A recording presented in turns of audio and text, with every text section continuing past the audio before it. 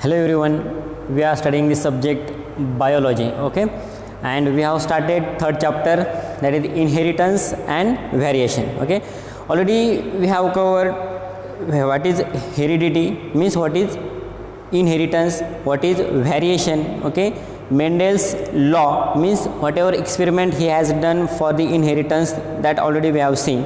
And in last lecture we have started the laws of inheritance. Okay, already we have covered first law, that is the law of dominance. Okay, today we have to cover first law, means revision of first law, second law and third law of inheritance. Okay, next we have to study back cross and test cross. Okay, and lastly we have to study in the chapter, main point of this chapter is gene interaction. Okay, means we have to cover roughly 3 points, okay, in today's lecture. Okay, shall we start? Okay, again revise the first law. Okay, first law which is law of dominance. Okay, कालच्या लेक्चरला already मी तुम्हाला सांगितलं की 3 लॉपैकी कोणता तरी एक law एक्झामला 100% आपल्याला right down करण्यासाठी असणार आहे. शॉर्ट म्हणजे 2 or 3 marks. Okay, not more than 2 or 3 marks. First law is law of dominance, means when we interact, okay, 2 alleles of single character, means tall or short, this is height, means single character. Okay, when we interact 2 allele, then in next generation which character is appear, that is dominance, and which get hide, that is recessive. Okay, that is the law of dominance. जे काही next जनरेशनमध्ये आपल्याला appear होईल फेनोटाईपमध्ये ते dominant असेल, आणि जे आपल्याला हाईड झालेला असेल मात्र त्याच्या जिनोटाईपमध्ये स्टोअर असेल, तर तो लॉ कोणता असेल आपला या केसमध्ये? Recessive. Okay, recessive and dominant, simple law of dominance. Now second law is important, that is the law of gene purity. Okay, law of gene purity. See the title of law of segregation, means law of purity of gene. Okay, there are 2 nomenclature of second law. First one law of segregation, or second one is law of purity of gene. Okay, already Punnett square. Okay, I have taught you the Punnett square. In Punnett square we observed कि if we have considered tall and short 2 alleles, means 2 gene characters. Okay, in F1 generation, again if we cross between F1 generation for F2 generation, then only 1 allele from each gene is participate in crossing. Okay, means ratio in dihybrid. Okay, in dihybrid cross ratio is 1 as to 2 as to 1. Okay, means genotype ratio 1 TT, 2 capital T small t and 1 small t small t. Okay, then see the what is statement of law of segregation. Segregation means separation. What is segregation? Means separation. Okay, see the statement of law of segregation. What is law of segregation? Okay, second law of segregation, when hybrid forms gametes, you know the gametes. Okay, gamete means sperm or egg. Okay, in case of male gamete is sperm, and in case of female gamete is egg. Okay, when hybrid forms gamete, the allele segregate from each other and enter in different gametes. The gametes formed are pure in that they carry only 1 allele each. Okay,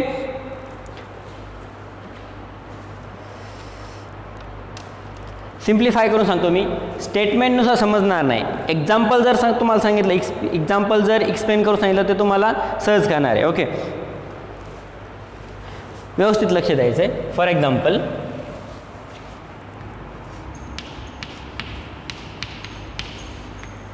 capital T small t. Okay, this is genotype, and phenotype is tall short. Genotype is capital T small t for short, for tall.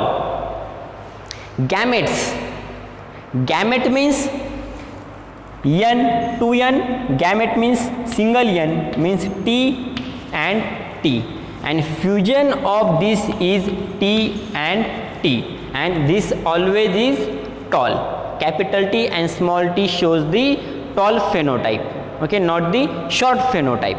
And this is F1 generation, and this is called as hybrid, okay. Hybrid F1 means this is the F1 generation, and it is hybrid because of we have mixed two characters, that's why it is hybrid. When hybrid forms gamete, hybrid नी जर gamete formate केले, okay, the allele segregate from each other. What is mean by allele?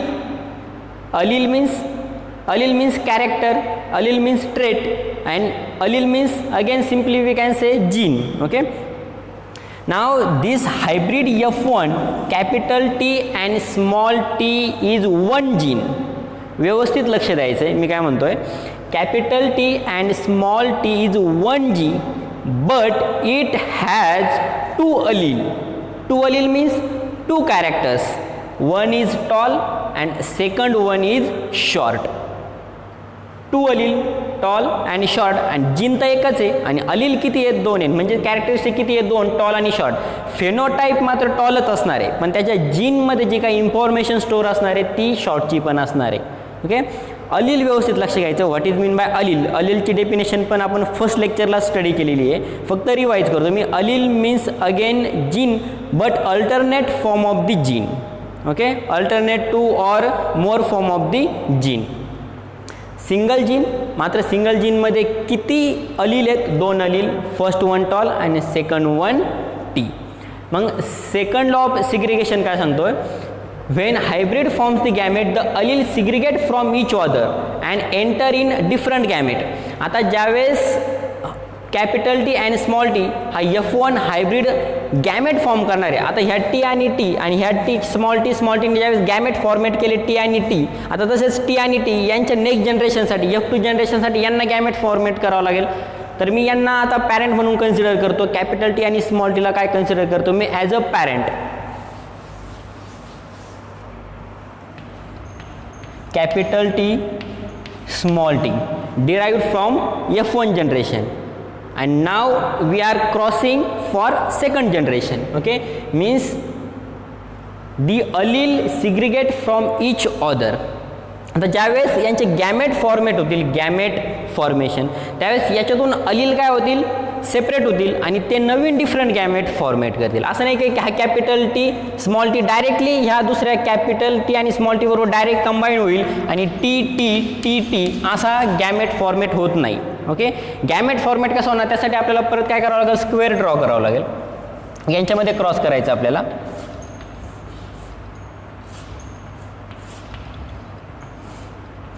Okay, capital T small T इथं लिहितो मी आणि हा capital T small T या पॉईंटला लिहितो, ओके.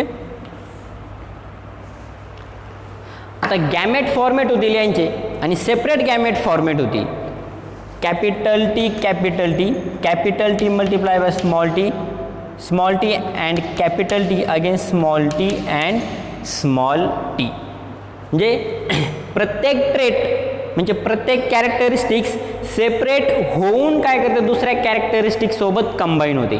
असं नाही डायरेक्टली टी टी डायरेक्टली ह्या टी टी सोबत कंबाईन होणार असं नाही. याचं गॅमेट काय होता, सेपरेट होता, म्हणजे टी आणि टी सेपरेट झाला, याचा पण टी आणि टी सेपरेट झाला आणि ते सेपरेटली एकमेकांसोबत कंबाईन होऊन नवीन डिफरंट काय करतात, गॅमेट फॉर्मेट करतात. मग आता T T T T T T and T T हा नवीन जिनोटाईप काय झाला त्यांनी कव्हर केला, ओके.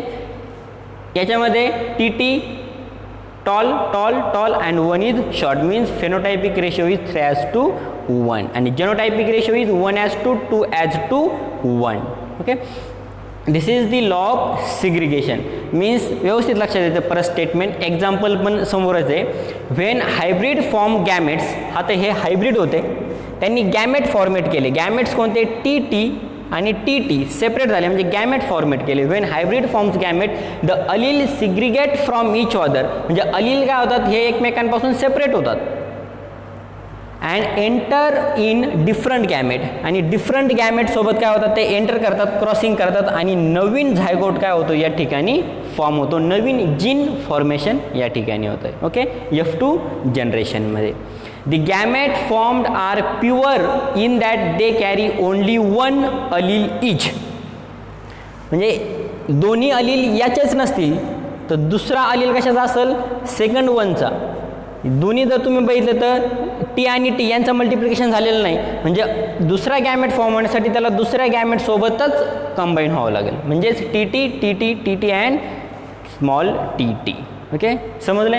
आणि प्युअर, प्युअर का वर्ड आला, pure, pure means they carry only one phenotypic characteristics. Phenotype दोन नसणारे या केसमध्ये. पुढे जाऊन आपल्याला याला अपवाद असे बघायचे आहेत, कारण एक क्वेश्चन इथं तुम्हाला पडायला पाहिजे की कॅपिटल टी स्मॉल टी म्हटल्यानंतर एक मीडियम साईजची प्लांट काय व्हायला पाहिजे, क्रिएट व्हायला पाहिजे नेक्स्ट जनरेशनमध्ये, बरोबर आहे की नाही. कोणती, मीडियम साईज. मात्र इथं आपण काय म्हणतो, टॉल टॉल टॉल आणि फक्त हेच काय शॉर्ट आहे. तर लॉ ऑफ सिग्रिगेशननुसार आत्ताच्यासाठी तरी फक्त एवढंच कन्सिडर करायचं की फेनोटाईपमध्ये तिन्ही पण टॉल असतील आणि एकच शॉर्ट असेल, म्हणजे एकच कॅरेक्टरिस्टिक्स काय होती नेक्स्ट जनरेशनमध्ये कॅरी होती ॲज अ डॉमिनन्स म्हणून, म्हणजे pure, pure tall, pure tall, pure tall and pure short. असं दोन्हीचं मिक्सचर इथं झालेलं नाही म्हणून प्युअर, आणि यालाच काय म्हणतो आपण law of purity of gamete cells. Okay, I hope तुम्हाला समजलं असेल. Law of segregation, segregation means separate, हा पण वर्ड लक्षात ठेवला तरी पण काय होतं आहे, पूर्णच्या पूर्ण आपल्याला लक्षात येत आहे. Law of segregation means law of separation of gametes. आणि सेपरेट गॅमेट कसे होतात, पॅरेंट्सचे नाही, फर्स्ट वन F1 जनरेशन नाही, F2 जनरेशन फॉर्म झाल्यानंतर F2 जनरेशनमध्ये जे काही गॅमेट फॉर्मेट होतात ते दुसऱ्या गॅमेटसोबत काय होतात, इंटरॅक्ट होतात, आणि पुढचे जे जनरेशन क्रिएट होते पूर्ण प्युअर लाईनचं क्रिएट होतं आहे, मीन्स टॉल असेल किंवा एकतर शॉर्ट असेल. ओके, थर्ड लॉ आपल्याला स्टडी करायचा आहे. थर्ड लॉ, ओके, हा बेसिक लॉ आहे, basic law of inheritance. Okay, and this law is basically used for dihybrid cross, not the monohybrid cross. Okay, this for is monohybrid cross. Already we have covered monohybrid, what is monohybrid cross, what is dihybrid cross. In monohybrid cross we consider only one contrasting character means height. Okay, opposite characteristics. In dihybrid cross we consider two different characteristics means round and yellow color. Okay, already we have discussed in last lecture. So law of independent of assortment is related with the dihybrid cross. Okay, means two different characteristics. Here we have to consider two different characteristics. Again we consider round and yellow characteristics. Already we have seen a Punnett square for dihybrid cross also. Okay, we have obtained 16 different plants. Okay,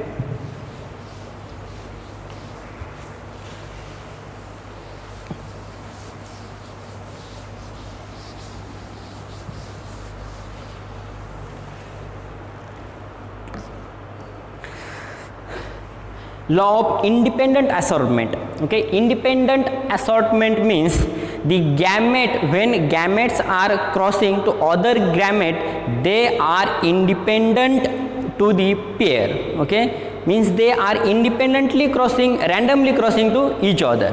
आपण ते जे crossing करतो, breeding करतो, ते आपण Punnett स्क्वेअरनी serially केलं आहे, पण ॲक्च्युअली ते सिरियली होणार नाही, रँडमली कोणताही क्रॉस तो होऊ शकतो आणि त्याला आपण कंट्रोल करू शकत नाही. Okay, law of independent assortment simply एवढी स्टेटमेंट लक्षात ठेवायची, रँडमली कोणतीही पेअर सोबत क्रॉस होऊ शकते एवढं लक्षात ठेवायचं स्टेटमेंट. ओके, रँडमली कोणतीही गॅमेट कोणत्याही गॅमेट सोबत रँडमली क्रॉस होऊ शकतो, हे फक्त कशामध्ये लक्षात ठेवायचं, लॉ ऑफ इंडिपेंडंट असॉर्टमेंट. कारण ज्यावेळेस आपण 16 केसेस बघितल्यात, मी रफली ड्रॉ करतो 16 केसेस.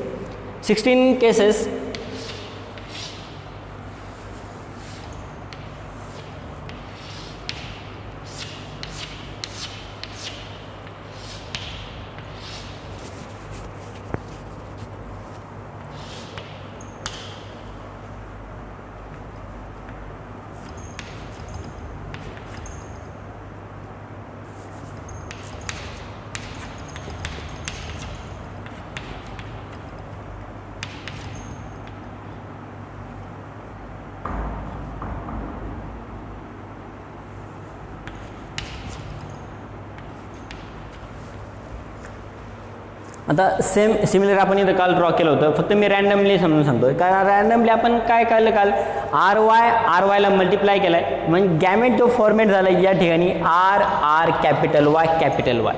पण हे नेसेसरी कंडिशन नाही याच्यामध्ये की आर वाय ह्या आर वायलाच काय झाला पाहिजे, स्टार्टिंगला अटॅच झाला पाहिजे. ओके, ते इंडिपेंडेंटली ह्या पेअरच्या इंडिपेंडेंटली हा डायरेक्टली याच्यासोबत सुद्धा काय होऊ शकतो, कंबाईन होऊ शकतो, किंवा ह्या सेकंडसोबत सुद्धा कंबाईन होऊ शकतो, किंवा थर्डसोबत सुद्धा कंबाईन होऊ शकतो. ही पेअर स्टार्टिंगला कोणती फॉर्म झाली याच्यावरती ते डिपेंडंट नाही आहे. Okay, means what is law of independence of assortment when hybrid possessing two pair of contrasting factor.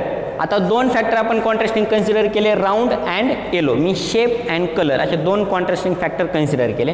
When hybrid possessing two pair of contrasting factor forms gamete, the factor in each pair segregate independently of the other pair. Okay, म्हणजे हा जो factor असेल हा independently दुसऱ्या पेअरसोबत काय होतो, cross होतो. ह्या पेअरचं त्याला काही घेणं देणं, किंवा दुसरा पेअर आहे ह्या ठिकाणी मी काय घेतला आहे, स्मॉल आर स्मॉल वाय घेतला आहे, तर ह्या पेअरचं कॉम्बिनेशन ह्या पेअरच्या कॉम्बिनेशनसोबत डिपेंडंट नसेल. ओके, इंडिपेंडंट लक्षात ठेवायचं, कोणत्याही पेअरसोबत त्याचं कॉम्बिनेशन रिलेटेड नाही. हा रँडमली कोणत्याही सोबतही काय होऊ शकतो, इंटरॅक्ट होऊ शकतो. ओके, असे दोन स्टेटमेंट आहेत, सेकंड लॉ झाला आणि हा third law. Okay, third law statement part करायची व्यवस्थित, कारण थर्ड लॉ हा बेसिक लॉ आहे. ओके, कारण ते एकमेकांवर डिपेंडंट नाही आहेत, रँडमली कोणतंही क्रॉसिंग होऊ शकतं, हे ते थर्ड लॉ शो करतं. ओके, आणि हे पण लक्षात ठेवायचं की हे मोनो हायब्रिडसाठी नाही आहे, कशासाठी, हे डाय हायब्रिडसाठी. Okay,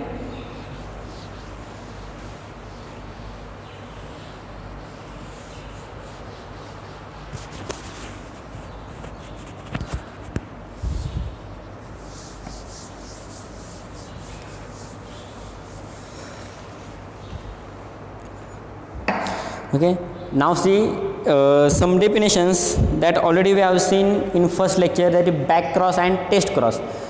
But in back cross and test cross we only seen the definitions, not any detailed example of back cross and test cross. Okay, now we have to study next point is back cross. Okay, I think you know partially what is back cross. Okay, त्याच्या नावातच हे back cross. आपण crossing करताना next जनरेशनमध्ये करतो, या टाईपमध्ये आपल्याला क्रॉसिंग करताना काय करायचं आहे, क्रॉसिंग पॅरेंट्ससोबत करायचं आहे, मागच्या पिढीसोबत करायचं, म्हणजे काय झालं, back cross. Okay,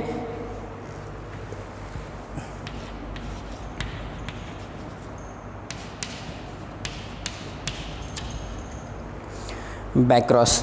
okay, for example directly example घेऊन समजून सांगतो, लगेच समजेल.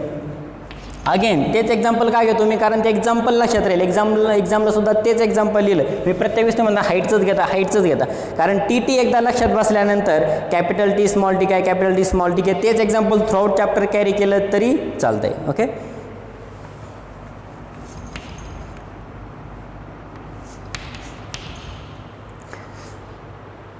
टॉल आणि शॉर्ट परत दोन कन्सिडर केले एक्झाम्पल मी.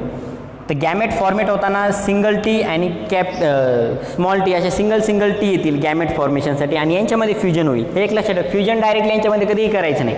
आधी गॅमेट काढून घ्यायचे बाहेर, एक टी आणि स्मॉल टी आधी बाहेर काढून घ्यायचे, आणि मग यांच्यामध्ये क्रॉस केल्यानंतर काय होईल, टी अँड टी. आणि हा कॅपिटल टी स्मॉल टीचा आपण काय कन्सिडर करतो, F1 जनरेशन, पहिलं जनरेशन. सेकंड जनरेशनसाठी आपण काय केलेलं आहे, जनरली सेकंड जनरेशनसाठी हायब्रिड क्रॉसमध्ये हा F1 जनरेशन सोबतच काय केलं आहे, क्रॉस केला. F1 generation crosses with F1 generation. But title of this topic is back cross, not forward cross. पुढचा आपण क्रॉस करायचा नाही, बॅक क्रॉस करायचं, म्हणजे ह्या टीटीला क्रॉस करताना ह्या टीटी सोबत क्रॉस करायचं नाही. Okay, either we cross with capital T T और small T T, means dominant factor और रिसेसिव्ह फॅक्टर, कोणत्याही एका फॅक्टरसोबत जर आपण याला क्रॉस केलं तर त्याला काय म्हणायचं आपल्याला, बॅक क्रॉस.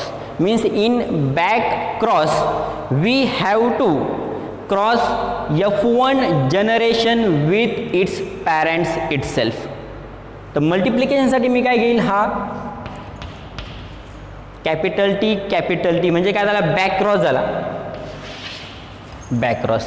आयदर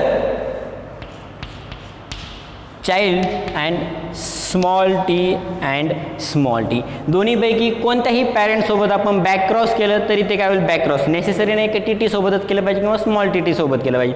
दोन्हीपैकी कोणत्याही एका सोबत जर आपण क्रॉस केलं तरी ते कशामध्ये कन्सिडर होईल, आपलं बॅक क्रॉसमध्ये कन्सिडर होईल. ओके. आणि मग याच्यामध्ये तुम्ही जर क्रॉसिंग केलं तुम्हाला अजून पॉसिबिलिटीज भेटतील. फॉर एक्झाम्पल आता मी हे पनेट स्क्वेअरमध्ये जर ड्रॉ केलं तर पॉसिबल केसेस बघा पनेट स्क्वेअरमध्ये.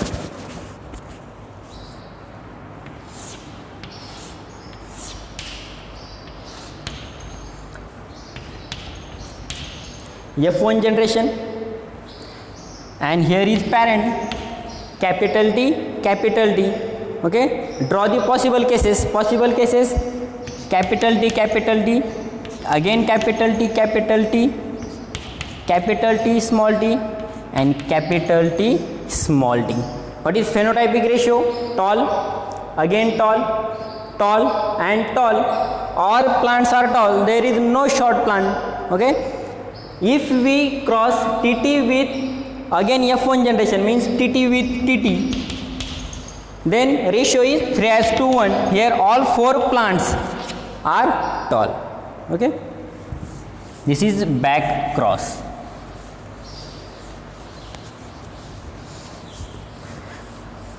Now second important definition is test cross. Type of back cross, test cross.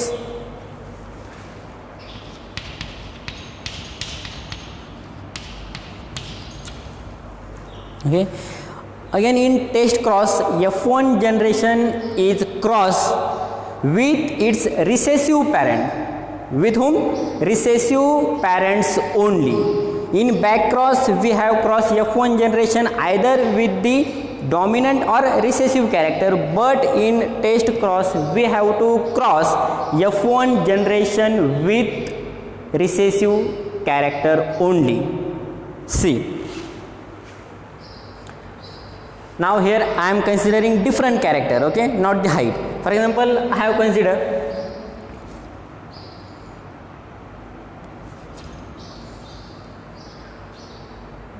red, okay.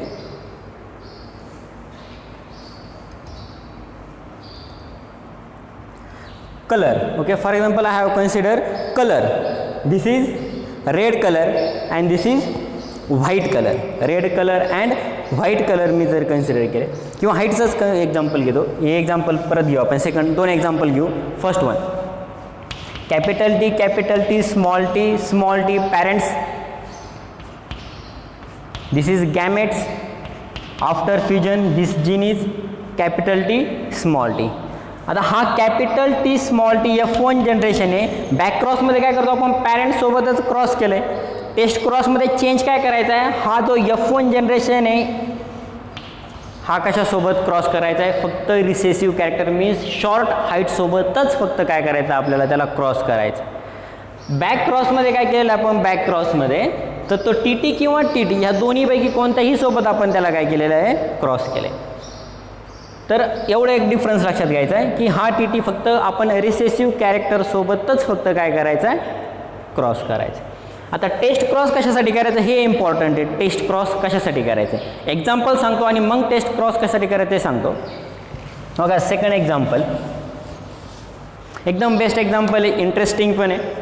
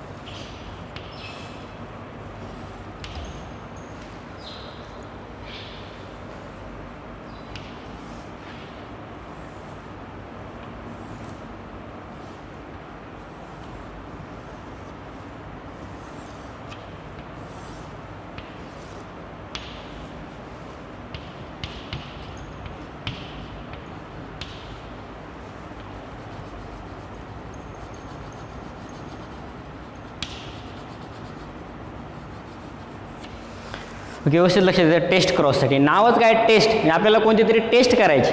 For example unknown flower आहे. ओके, ह्या अननोन फ्लॉवरचा कलर जो असेल तो रेड कलर, मात्र त्याचा जिनोटाईप जो आहे जिनोटाईप तो आपल्याला नोन नाही आहे, unknown genotype. Okay, consider the flower of red colour but unknown जिनोटाईप.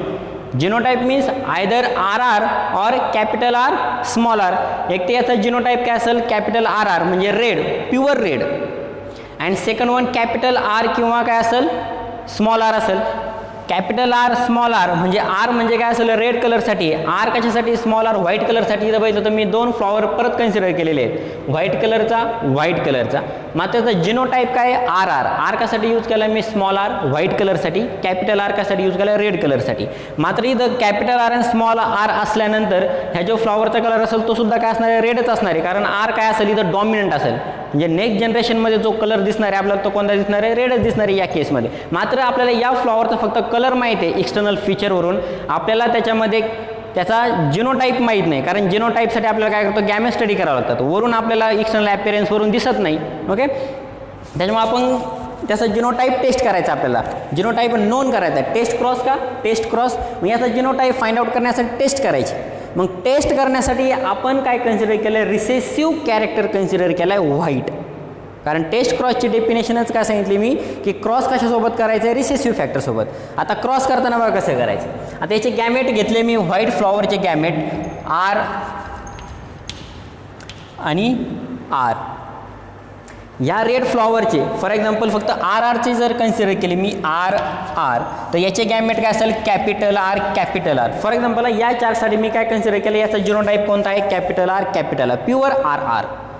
तर याचे क्रॉस केल्यानंतर काय होईल मल्टिप्लाय करा, capital R small R multiply करा, capital R small R again capital R small R and this capital R and this small R. तर फ्लॉवरचा colour कोणता असेल 1 2 3 4 ह्या चारही फ्लॉवरचा कलर कोणता असेल गेस करता येईल तुम्हाला.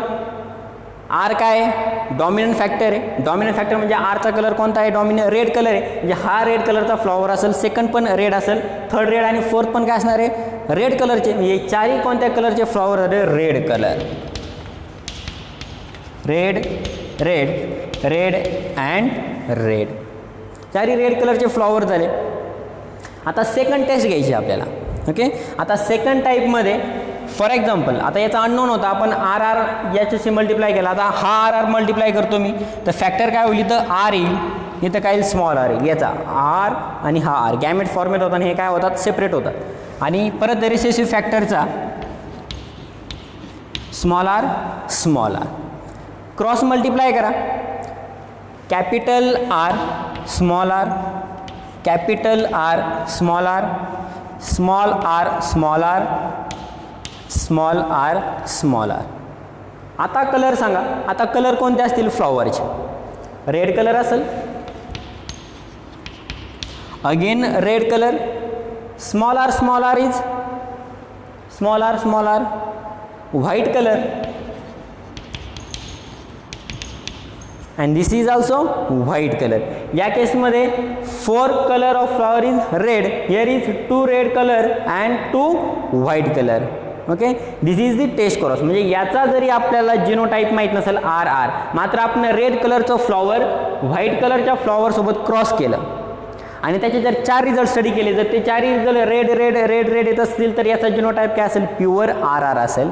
आणि जर फ्लॉवर 2 रेड कलरचे फ्लॉवर येत असतील आणि 2 व्हाईट कलरचे फ्लॉवर असतील तर याचा जिनोटाईप काय असेल आर आणि आर. म्हणजे आपण असं क्रॉस टेस्ट करून त्याचा जिनोटाईप डिसाईड करू शकतो. त्यासाठी काय म्हणते याच्यासाठी टेस्ट क्रॉस. आणि टेस्ट क्रॉससाठी आपल्याला हा जो कलर कन्सिडर करावा लागणार आहे तो रिसेसिव्हच कन्सिडर करावा लागणार आहे. ओके,